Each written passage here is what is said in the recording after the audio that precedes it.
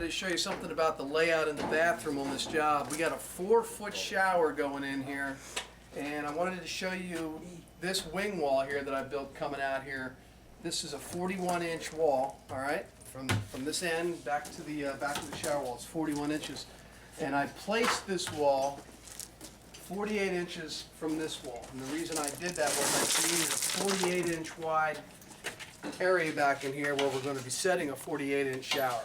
All right, when you buy fiberglass showers, wherever you purchase it, they go right between the studs. They do not go between the drywall. When you fasten a shower in your new job, in your new bathroom, you fasten it directly to the studs. All right, and they are exactly 48 inches. So check my tape out there. You'll see that I placed that wall 48 inches across here, okay? And I made it 41 inches deep. And the reason I made it 41 is because the showers are 36 inches deep, and I don't like the shower to come right out to the edge. All right, because I got to drywall this, and it doesn't look good to have the corner bead right up against the shower. And when we finish this, I'll show you why I did that. It'll make more sense when you see the shower and the finished drywall. So if this was going to be a 5-foot shower, instead of going 48, I would have placed this wall at 60 inches at 5 foot. All right, so whatever size shower, if it would have been a 36-inch shower, I would have placed this wall at 36 inches. All right, and then down here in the floor, you can see we jacked out the floor far enough that we can have our drain down inside the floor here, which should be at 18 inches. All right, so the center of that drain is going to be at 18 inches right there, going down into the floor. And I'm going to show you us hooking that up here when the plumber's ready to set the shower pan. But I wanted to show you from a framing perspective that when you lay out your bathroom, if you're going to do a 4-foot shower, 48 inches, 5-foot shower, 60 inches, 36 shower, 3-foot shower, 36 inches, it never changes. You make it exactly the size of the shower unit and pop your wall in, and then everything will screw right into that area and finish out nice. And when we get the fiberglass shower, probably tomorrow, I'm going to show you how we're going to set that inside this area here, so you know how to do that. All right. So he wants to redo his kitchen. Yes. All right, there we go. He dropped the shower pan down in there, and he's getting it into position here. All right. You can see how that shower pan just fits in there. When we framed that shower, remember I showed you we had 48 inches exactly from that side of the shower to this side of the shower, and it has to be exact. Now what he's got to do now is he has to line up that trap that's down inside the floor, and you can see it down in there, and he's got to stick a piece of PVC down in there now and bring it up through the hole in the bottom of the shower here. So that's the next thing he's got to do. So right now he's measuring to see how long of a piece he has to cut. He doesn't want it sticking up too much through that hole. About how much do you let it come up through the hole, Tim? 4 inches. It'll stop. It'll only come up so far. There's a stop on there. So are you going to slide that down through the top and in, or are you going to? I'm going to take it out. Take it out. Take it out and redo it. All right. So he set the shower pan in there so he could get an exact measurement for this piece.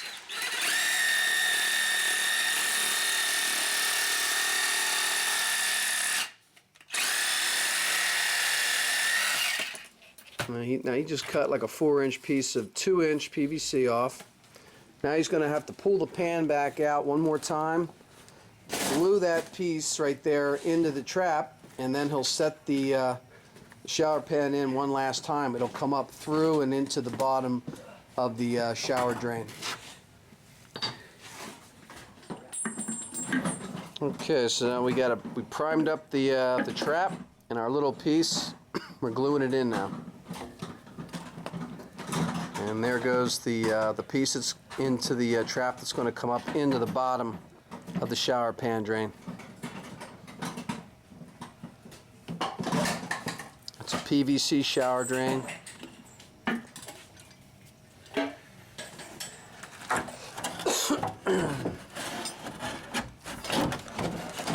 All right.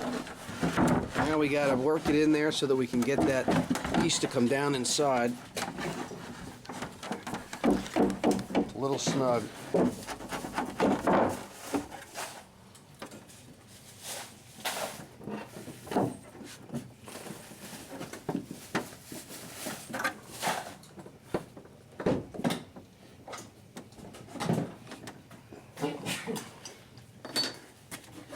Alright, then he steps into the shower pan and pushes that piece of 2-inch right up inside there. You see how it's coming up inside the PVC shower drain right now.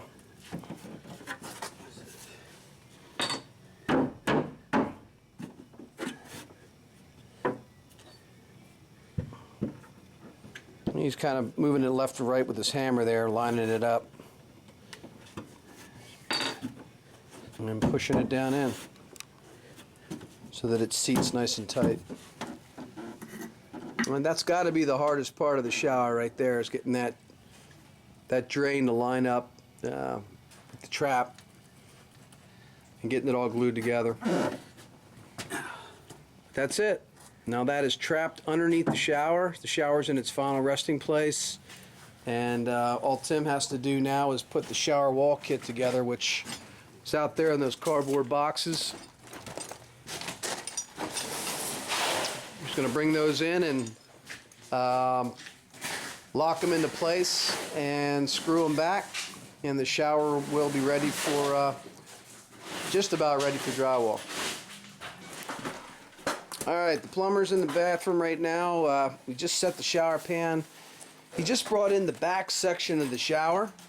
You can see right here we got no front or back panel yet, but he put the back panel in here, and all he did was bring it in, set it on top of the shower base, and up top he used some 1.25-inch drywall screws. He drilled right through one of these little holes that's pre-done in the shower, and he went right into the center of one of the 2x4s. But the back panel of the shower is now fastened into place against the studs. We fastened into the studs with 1.25-inch drywall screws right into the center of the studs, and that locked it into position. 2 screws is plenty. And then the front and the back panels will lock in. You can see these little grooves right here, and right here, and right here. They're going to receive the front and back panel. It'll snap right in there.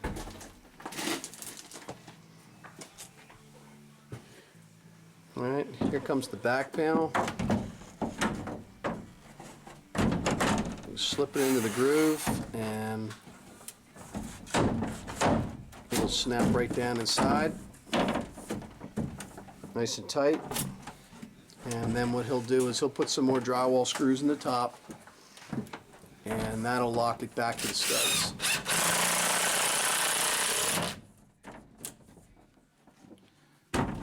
Very simple to do. Anybody can put a shower surround in. They would practically build themselves.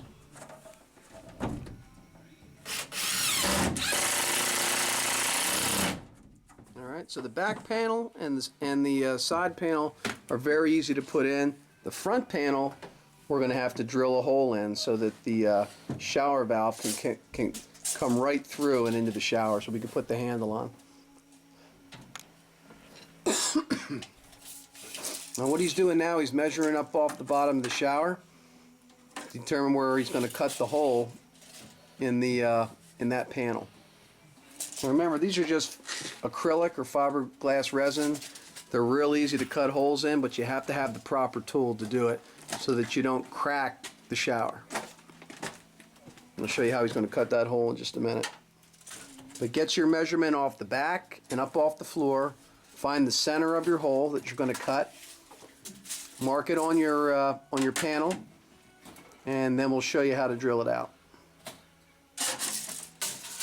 Alright, so he's making that mark. What was that up off the floor, Tim?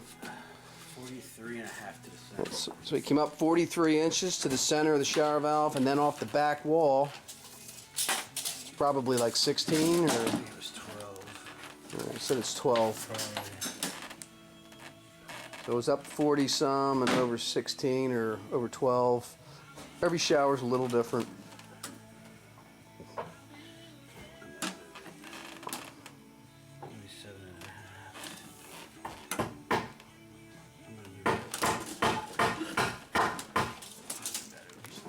Alright, so there's what you're going to drill that out with.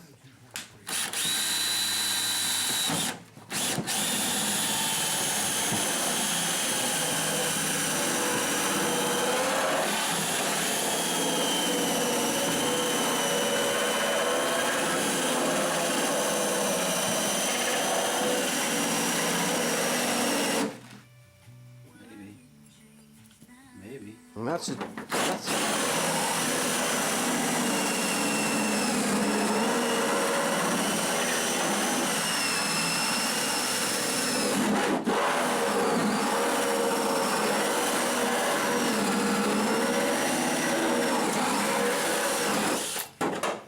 What size hole is that, Tim? 2.5. And that's a 2.5 inch hole, and he used what's called a hole saw. All right, put the hole saw right in a standard drill and just spin it out. Now you always want to cut from the finished side. Don't cut through the back. You always want to stick the tip in the finished side and cut right into the finished side. Make sure you're using a high-speed drill and a sharp 2.5 inch hole saw.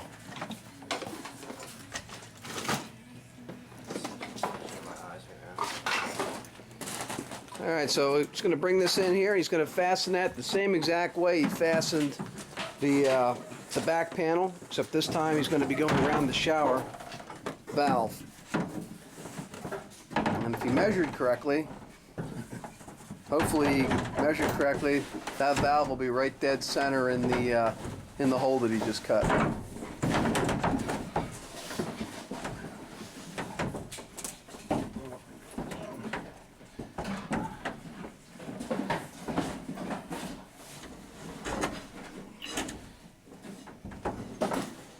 Okay, so there we go. That's all in there, and if you look here in the center of the hole that Tim just cut, dead center. All right. Now the shower trim ring and the actual handle that'll turn the stem on and off will get fastened right to that. All right, and there's our shower head up there, and that'll be coming through the drywall above the surround. Well, we went ahead and put the cap on the drain, and this shower is now ready for drywall.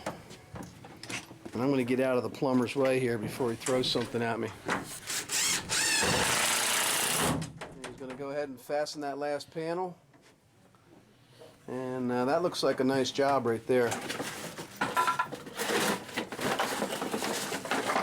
So there's a couple things that you have to think about. And there's a little bit of mechanics to putting one in, but just watch the video a couple times and do things as we show you. No two showers are exactly the same going in. They're always going to be a little different. The plumbing in the floor is going to be a little bit different, maybe laid out a little different, but the principle will always be the same for every bathroom that you do.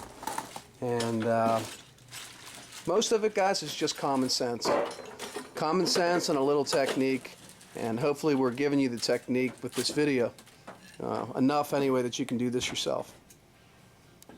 So that's how you install a shower, whether it's a 48 like this one, a 5-footer or a 3-footer. The principle is always the same, and they're always going to go in the exact same way.